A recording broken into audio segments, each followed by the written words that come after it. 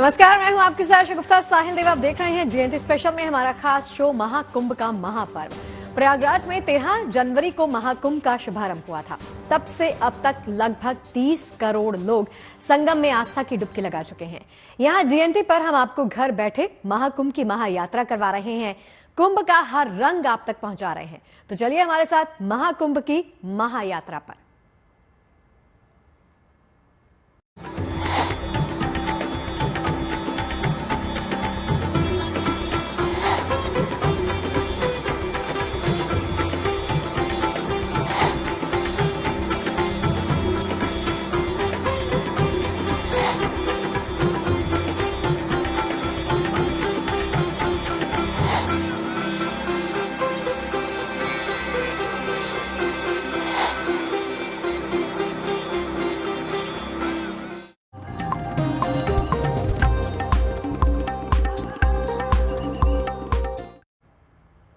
देखिए, इसी महाकुंभ में आस्था के अलग अलग रंग नजर आ रहे हैं। आज कुंभ नगरी से जो दृश्य हम आपको दिखाने जा रहे हैं, उसके दर्शन के लिए आमतौर पर लोगों को प्रयागराज से सैकड़ों किलोमीटर दूर जम्मू में त्रिकूट की पहाड़ियों पर जाना पड़ता है।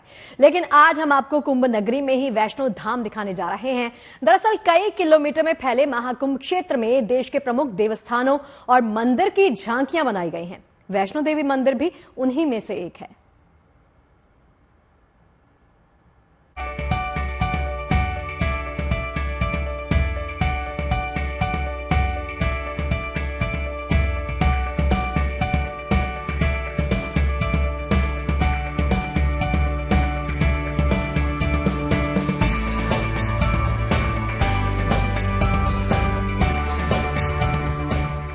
तो वैष्णो देवी मंदिर यूं तो आपको काफी कहते हैं ना कि माता जब बुलाती हैं तभी आप वहां पर जा सकते हैं, लेकिन ये वैष्णो देवी का एक ऐसा दरबार यहाँ पर महाकुंभ में सजा है जहां पर माता का बुलावा तो ठीक है, वो आए अच्छी बात है, लेकिन कई लोग खुद ही जाकर के वहां पर दर्शन कर रहे हैं और इसीलिए हम भी यहाँ पर चले आए हैं।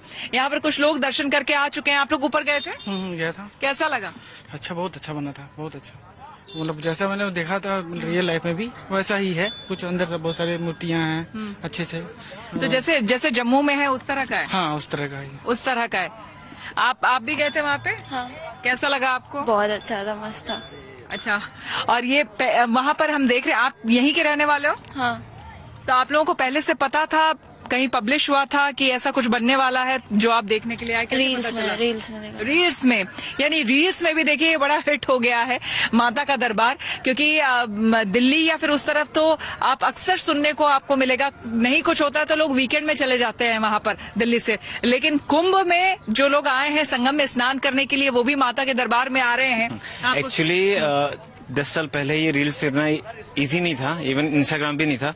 अभी क्या है, क्लियर समझ में आता है कौन सा सेक्टर में कौन सा है। हाँ। तो हम लोग इधर से जा रहे थे, तो मैंने वैष्णो भी नहीं देखा है, अमरनाथ भी नहीं देखा है। हाँ। लेकिन मैं ऊपर गया, मुझे लगा एक्चुअली ऐसे दिखता है, रियलिटी यही कि ऐसे दिखता है। तो मैंने कभी देखा नहीं, तो फर्स्ट टाइम मैंने यहाँ देखा। अभी अगर मैं वहाँ पे नहीं जा पाया तो एटलीस्ट मैंने कंप्लीट कर लिया। क्या बात है। आप लोग भी ऊपर गए थे? जी, बहुत कैसा लगा दर्शन बहुत करके? अच्छा, बहुत अच्छा, बहुत। जम्मू गए हैं वैसे? नहीं यार। वहाँ दर्शन नहीं हुए, तो यहाँ जाकर के कम से कम ऐसा लगा कि कम से कम चलो दर्शन तो हो गए। जी, बहुत अच्छा लगा। माता रानी शायद बुला लिया था, इसलिए बहुत अच्छा। और यहाँ पर ये भी बोला माता रानी वहाँ बुला लें तो वो आप जाएं यहाँ से। हाँ जी, बिल्कुल जाएंगे। दर्शन अच्छे से हो गए यहाँ पर? बहुत अच्छा, बहुत अच्छा। क्या बात है। तो यहाँ पर देखिए दूर दूर से लोग आ रहे हैं और दर्शन कर रहे हैं, और जैसा इन लोगों ने भी बताया, जाहिर सी बात है सोशल मीडिया का जमाना है और जिस तरह से लोग रील्स बना रहे हैं, स्टोरीज डाल रहे हैं, तो कुछ ऐसी जगह है महाकुंभ में भी जो बड़ी वायरल हो रही है। इसलिए गुड न्यूज टुडे भी आपको यहाँ पर लेकर के आया है। अगर आप कुंभ में हैं, कुंभ नगरी में हैं, और अगर आप नहीं आपने ये देखा है तो यहाँ आइए, दर्शन करिए, और आपको पूरा फील यही आएगा, क्योंकि देखिए पूरा पहाड़ों में जैसे आप चढ़ के जाते हैं ना, यात्रा होती है वहां पर, उसी तरह की यात्रा यहाँ भी आपको होती हुई दिखेगी। कैमरामैन अभिषेक के साथ Shweta Jha, good news today. देखिए, कुंभ नगरी में देवस्थानों का अनोखा रूप नजर आ रहा है, तो भक्त भी एक से बढ़कर एक यहां पर पहुंच रहे हैं। एक श्रद्धालु ऐसे हैं जो अपनी 47,000 किलोमीटर लंबी साइकिल यात्रा के बीच में कुंभ नगरी पहुंचे हैं। इस साइकिल यात्रा के साथ प्रयाग में आस्था और देशभक्ति का भी संगम हुआ है।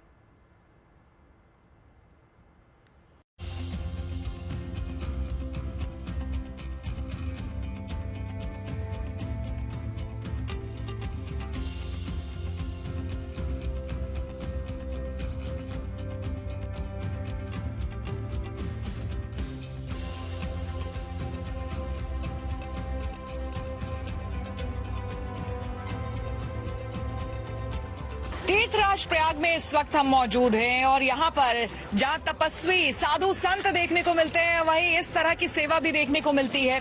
किस तरह की सेवा और भावना यहाँ पर है, आइए इनसे जानते हैं। एक साइकिलिस्ट हमें दिखे और यहाँ पर तिरंगा झंडा हम देख पा रहे हैं, इनके साइकिल में लगा था, तो हमने इनको रोका और हमने जानने की कोशिश की कि दरअसल ये हैं कौन, आए कहाँ से है और प्रयागराज आने का इनका मकसद क्या है। क्या नाम हुआ आपका? नमस्ते भारत, मेरा नाम अभिषेक यादव है और मैं देवरिया से 19 दिसंबर को निकला था सेना सम्मान साइकिल यात्रा पे। ये शहीद सैनिक सम्मान साइकिल यात्रा है। ये यात्रा 47,000 किलोमीटर की है और कम से कम 900 दिन तक ये यात्रा चलेगी। इस यात्रा के दौरान 61 राज्य मतलब 61 राज्य में और 31 राज्य में 61 आर्मी छावनी होते हुए ये यात्रा 900 दिन में मैं देवरिया में ही समाप्त करूंगा। इस यात्रा का मुख्य उद्देश्य है शहीद सैनिकों के परिवार को आर्थिक मदद देना, लाइक कि अगर जिनको जो सरकारी सहयोग से वंचित हो जाते हैं किसी कागजी त्रुटियों की वजह से या उस लेवल के होने की वजह से जिन्हें पता ही नहीं होता कि हमें लेना कहाँ से है, अगर बेटा शहीद हो गया या जो भी, तो बच्चों की शिक्षा, निःशुल्क शिक्षा, बच्चियों की शादी में 20 लाख का योगदान। अगर छत नहीं है तो परिवार के लिए छत, जमीन उनकी होगी, घर हम बनवाएंगे। बाकी सरकार से जो गुहार है वो ये है कि हर जोनल एक कॉन्टिनेंटल होता है, हर मंडल में एक कॉन्टिनेंटल होता है। आर्मी के परिवार के लिए सुनवाई और कार्रवाई वहीं से होती है, पुलिस वहां बैठती है। तो मैं सरकार से ये कह रहा हूँ कि एक मंडल में कम से कम 7 से 8 जिले होते हैं और काफी लंबा सफर हो जाता है अगर कंटिन्यू जाना हो तो मैं ये कह रहा हूँ कि हर जिले में कम से कम एक कॉन्टिनेंटल बना रहे। और इस यात्रा के दौरान एक मुहिम और मैंने शुरू किया है, जो लोगों से मिलता हूं तो लोगों को जागरूक ये करता हूं कि भाई शहीद सैनिकों के परिवार को सम्मान दो। लाइक ये नहीं कह रहा हूं कि सम्मान, अभी मैंने ये भी देखा कि यहाँ पे कुछ लोग आए थे जो आपको कैश देने की कोशिश कर रहे थे और आपने मना किया। ये सही, जैसे बिना पैसा साइकिल यात्रा, 1 रुपया लेके मुझे चलना नहीं, 1 भी रुपया नहीं लेके चलना है। जो अनुदान लोग दे रहे हैं वो सैनिकों के नाम पे है और मैं इतना भी वो नहीं हूँ कि उनके नाम पे अनुदान लेके खा लूं या अपने। यानी कि यहाँ पर देखिए QR कोड आपने लगाया है, द इंडियन हीरोज ट्रस्ट, यहाँ पर आप देख सकते हैं। तो यानी अगर किसी को कंट्रीब्यूट करना है तो इस QR कोड को स्कैन करके वो अपना कंट्रीब्यूशन दे सकते हैं, वहाँ कंट्रीब्यूशन दे सकते हैं। और बाकी अगर आपके पास मतलब ऑनलाइन सिस्टम नहीं है तो आप मुझे आशीर्वाद दीजिए, बहुत चलेगा वो।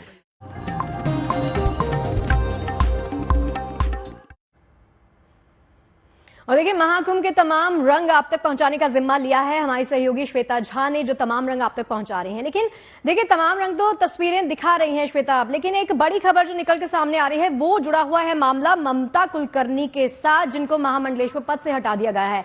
पहले तो श्वेता मामला ही समझ लेते हैं विस्तार से कि है क्या।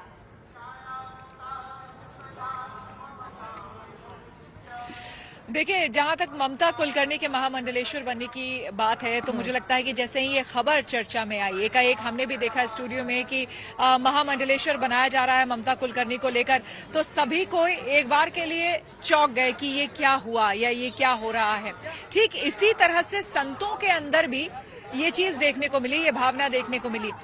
लक्ष्मी नारायण त्रिपाठी जो कि महामंडलेश्वर खुद हैं, वो किन्नर अखाड़े की, उनकी तरफ से ममता कुलकर्णी को महामंडलेश्वर का दर्जा दिया गया। बाकायदा 24 तारीख को, 24 जनवरी को यहाँ पर महाकुंभ में, क्योंकि यही वो जगह है जहां पर केवल महाकुंभ में आप किसी को महामंडलेश्वर बना सकते हैं या कोई भी अखाड़ा महामंडलेश्वर किसी को नियुक्त कर सकता है।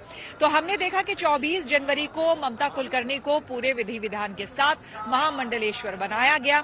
और उनसे बाद में जब मीडिया ने भी बातचीत की तो ममता कुलकर्णी का कहना था कि भाई आपको नहीं पता है, शायद आप मुझे पहली बार अभी देख रहे हैं, लेकिन मैं तो 24-25 सालों से जब तप कर रही थी और बाकायदा मुझसे पूछताछ हुई है, मैंने एक तरह से टेस्ट दिया है, मेरे ज्ञान का टेस्ट हुआ है और जब मैं उसमें पास हुई हूं तब मुझे ये ओहदा, ये उपाधि जो है वो दी गई है।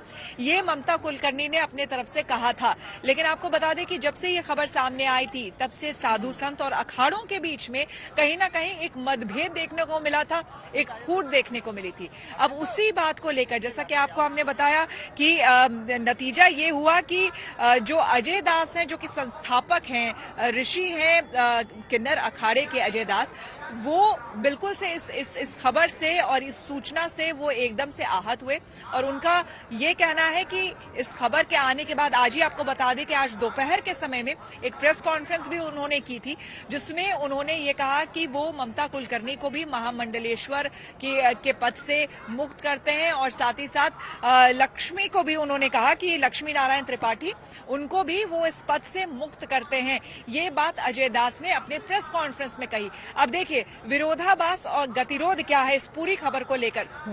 तमाम मीडिया वाले वहां पर थे, लेकिन अब जो लक्ष्मी नारायण त्रिपाठी की तरफ से बात सामने आई है, उनका ये कहना है कि ऋषि अजय दास जो अपने आप को संस्थापक कहते हैं किन्नर अखाड़े के, उनको लगभग 5 से 6 साल पहले ही किन्नर अखाड़े से निकाल दिया गया था, बाहर का रास्ता दिखा दिया गया था। ऐसे में वो कोई नहीं होते हैं इतना बड़ा फैसला लेने वाले। तो अब ये दो तरह की बात जो है वो अब सामने आ गई है, जिसमें साफ तौर पर किन्नर अखाड़े में भी जो एक गुट है वो साफ तौर पर कह रहा है कि वो अजय दास की बात मानने को तैयार नहीं है, यानी कि वो ये मानने को तैयार नहीं है कि ममता कुलकर्णी को महामंडलेश्वर के पद से हटाया जाए या फिर लक्ष्मी नारायण त्रिपाठी को महामंडलेश्वर के पद से हटाया जाए। जी गुप्ता। श्वेता, बहुत बहुत शुक्रिया इस डिटेल को हमारे साथ साझा करने के लिए।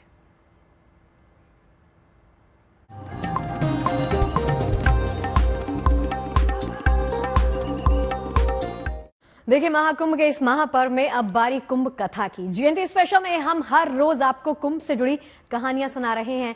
कुंभ की शुरुआत वैदिक काल से मानी जाती है। अध्यात्म परंपरा के अलग अलग ग्रंथों में इसका उल्लेख मिलता है, लेकिन बात अगर इतिहास की जाए तो रिकॉर्डेड हिस्ट्री में पहली दफा कुंभ मेले का लिखित उल्लेख मौर्य वंश के शासन काल में भारत आए यूनानी यात्री मेगस्थनीज की किताब इंडिका में मिलता है। आइए आपको इतिहास के झरोखे से दिखाते हैं मौर्य साम्राज्य के समय कैसा था कुंभ का ये स्वरूप।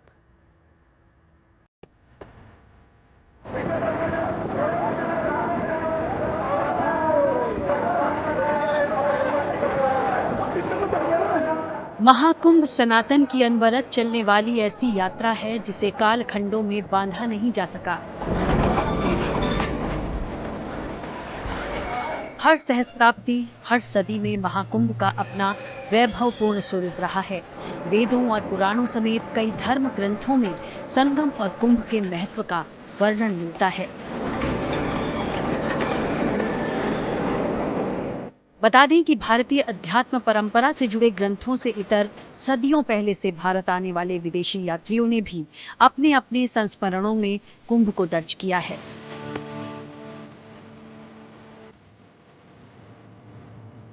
रिकॉर्डेड हिस्ट्री में कुंभ का पहला उल्लेख 302 ईसा पूर्व में सम्राट चंद्रगुप्त मौर्य के शासनकाल में मिलता है। ये वही दौर था जब यूनानी यात्री मेगस्थनीज भारत आया था। मेगस्थनीज ने अपनी किताब इंडिका में गंगा किनारे लगने वाले मेले का वर्णन किया है। मेगस्थनीज के वर्णन से ये पता चलता है कि मौर्य वंश के शासनकाल के समय से ही महाकुंभ भारत में एक महत्वपूर्ण उत्सव रहा है। देखिए, कुंभ चंद्रगुप्त मौर्य के शासनकाल में या संपूर्ण मौर्य वंश के शासनकाल में एक महत्वपूर्ण उत्सव के रूप में रहा है। इंडिका के जो हिस्से प्राप्त होते हैं उसके आधार पर यह कहा जा सकता है कि मेगास्थनीज ने गंगा के किनारे प्रयाग में लगने वाले एक ऐसे मेले की चर्चा की है जिसमें सभी वर्णों जातियों के लोग इकट्ठे होते हैं और एक ही घाट पर स्नान करते हैं। अर्थात कुंभ का चंद्रगुप्त मौर्य के काल में जो उल्लेख प्राप्त होता है वह सामाजिक समरसता और समता की दृष्टि से एक महत्वपूर्ण उदाहरण है जिसकी अनदेखी नहीं की जा सकती है। और तब से लेकर के आज तक कुंभ सामाजिक समरसता और भारत के और विश्व के समस्त हिंदू समाज की एकता का प्रतिनिधित्व करता है। इसका सबसे प्राचीनतम उपलब्ध प्रमाण मेगास्थनीज का रिकॉर्ड है। इंडिका में सीधे तौर पर कुंभ का नाम तो नहीं लिया गया है, लेकिन अप्रत्यक्ष रूप से प्रयाग में गंगा किनारे वाले लगने वाले कुंभ जैसे मेले का वर्णन बिना नाम लिए किया गया है। कि मेगास्थनीज जो लिख रहा था वो भारत के लिए नहीं लिख रहा था। कुंभ से जिन ग्रीक लोगों के लिए, जिन यूनानियों के लिए उसने इंडिका लिखी थी, उनको समझ में नहीं आ सकता था। उन्हें गंगा नदी मालूम थी, गैंगेज मालूम था। गैंगेज या गंगा हिंदुओं की एक पवित्र नदी है, यह मालूम था। उस पवित्र नदी का महत्व स्थापित करते हुए वो कुंभ मेले की बात कर रहा है। दर्ज इतिहास में इसका स्पष्ट साक्ष्य नहीं मिलता कि मौर्य शासनकाल में भारत प्रवास के दौरान मेगस्थनीज खुद कभी कुंभ गए थे, लेकिन इतिहासकारों के मुताबिक मेगस्थनीज के लेखन से ये संकेत जरूर मिलता है कि उन्होंने मथुरा या उसके आसपास रहते हुए जनश्रुतियों के आधार पर कुंभ का वर्णन किया है। उसका जो जिक्र है वह स्पष्टतः कुंभ का ही जिक्र है। अब समझना होगा कि कुंभ मेगास्थनीज के पूर्व है, मौर्य साम्राज्य के पूर्व भी है, क्योंकि कुंभ के नाम से नहीं किंतु माघ मास में मकर राशि पर सूर्य के होने की स्थिति में सितासित नदी में, यानी सित यानी श्वेत गंगा और असित यानी श्याम यमुना के संगम पर, और जिसमें लुप्त सलीला सरस्वती भी सम्मिलित होती हैं ब्रह्म नदी के रूप में, ब्राह्म नदी के रूप में, ज्ञान नदी के रूप में। इन तीनों का उल्लेख ऋग्वेद में आता है और उसके किनारे स्नान का विधान भी ऋग्वेद में आता है। तो जो ऋग्वेद के दशम मंडल से चल रहा है वह मेगास्थनीज के पूर्व है। मेगास्थनीज के वर्णन से ये स्पष्ट हो जाता है कि प्रयाग के आंगन में महाकुंभ के रूप में आज बह रही श्रद्धा की भागीरथी 300 ईसा पूर्व में मौर्य शासनकाल के दौरान भी इसी तरह अविरल बह रही थी। वाराणसी से रोशन जायसवाल के साथ bureau report, good news today. और चलिए JNT स्पेशल की आज की महाकुंभ की इस महायात्रा में फिलहाल के लिए इतना ही, लेकिन देश और दुनिया की तमाम अच्छी खबरें लगातार जारी हैं। बने रहिए गुड न्यूज टुडे के साथ।